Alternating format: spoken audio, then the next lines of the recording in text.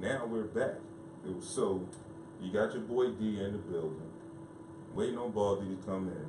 But if you haven't been following, like I have been continually posting my updates, and I've been getting a real good feedback from that. So I'm going to continue to do that.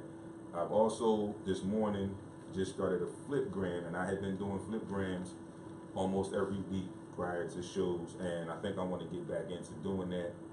And I just want to say thank you for the past year to all of our listeners and followers who have stuck around with us through the year and helped us to get to where we are today. So without further ado, I'm going to get right into it. As always, you know, we like to do more than just give you sports talk. We like to cover sports history and give you a little bit of history every show. So here we are, this day in sports history. In 1957, Jackie Robinson announced his retirement from Major League Baseball in an article published in Look magazine.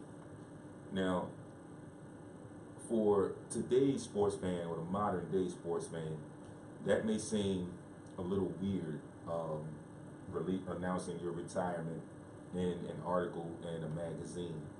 A lot of times now what we have is guys announce their retirement and then they have the big press conference, the hoopla and all of that jazz. And you know, in some sports, if they're playing the season and they announce that they're retiring at the end of that season, they get the tour and they get gifts and things of that nature. But 1957, there probably was not too much of a concern, except for him retiring and the fans not being able to witness his talents on the baseball field. In 1984, the NCAA announces that the tournament will have 64 teams.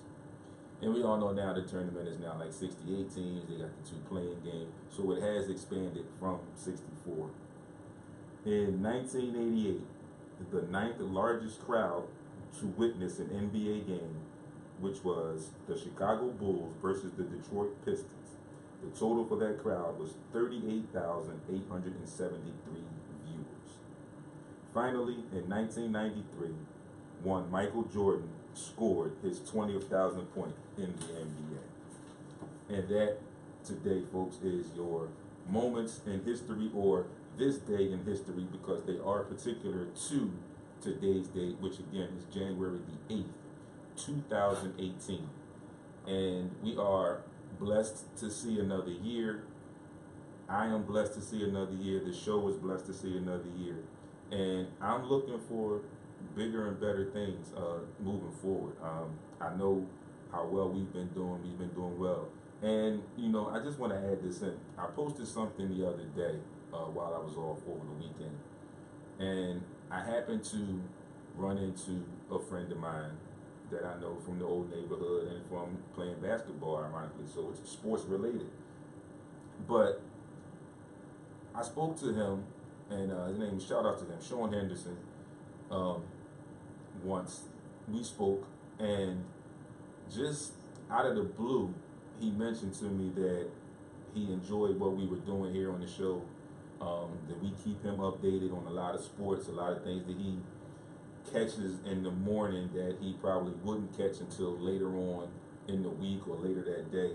But he's a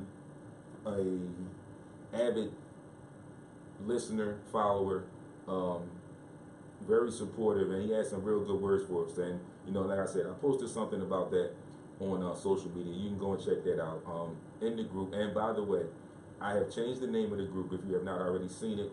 The group is full-fledged now. It's just the SportsRap radio show. There's no longer friends who like Heat 100 SportsRap, because we've got our friends and we know who you are. So the show page has been changed to just that, the show page, and it's titled now SportsRap Radio Show. So go over there and check out everything that we're doing. You can follow us over there and just be in tune and in touch with us with everything that's going on. So we have to start off, and we know it's NFL playoffs have started. Wild Card Weekend was this weekend, and if you watched any of the games, I'm sure you will agree with me that the games all weekend long did not disappoint.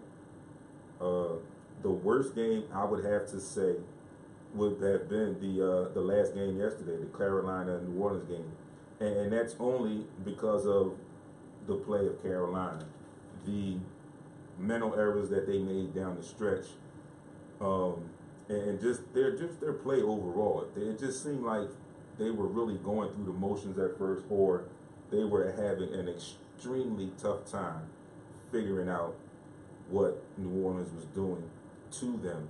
And New Orleans just got into a rhythm finally after those first couple drives, and they never looked back.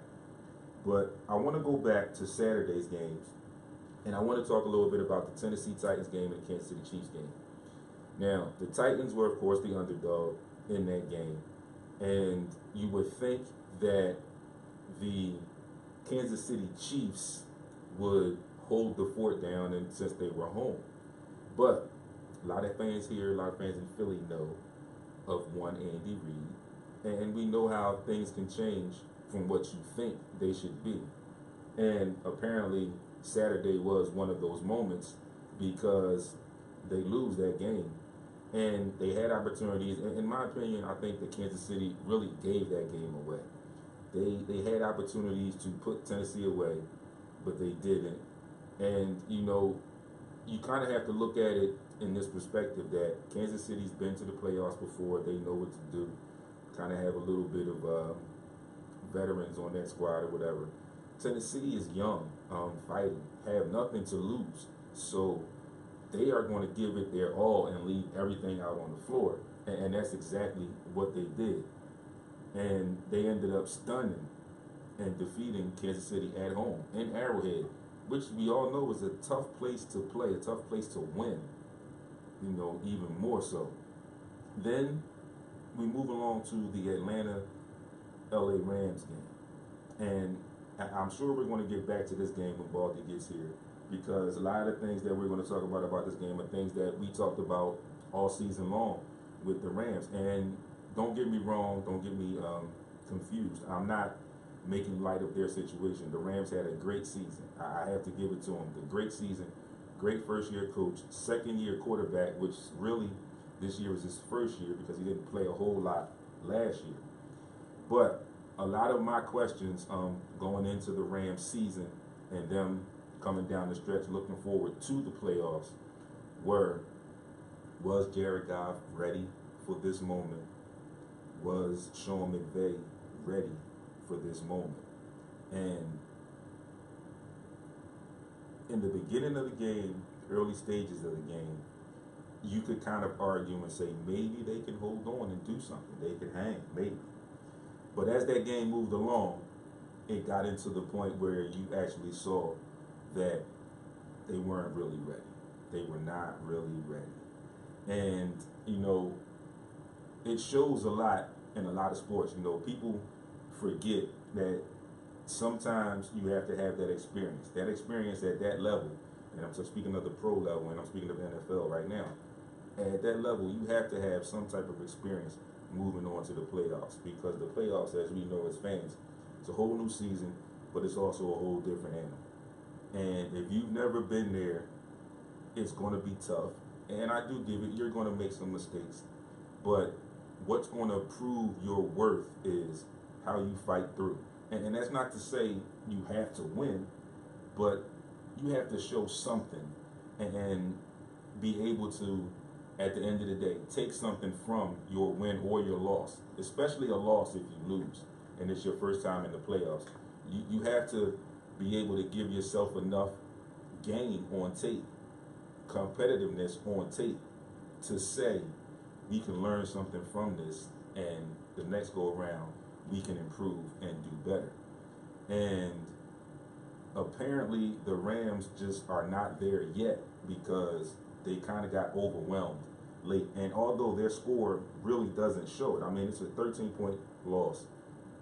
But if you watch that game, the game was played, the visuals of the game were more accentuated than the score is, if you will, because the Rams pretty much dominated. The Falcons pretty much dominated the Rams in the second half of that game and made it look kind of easy.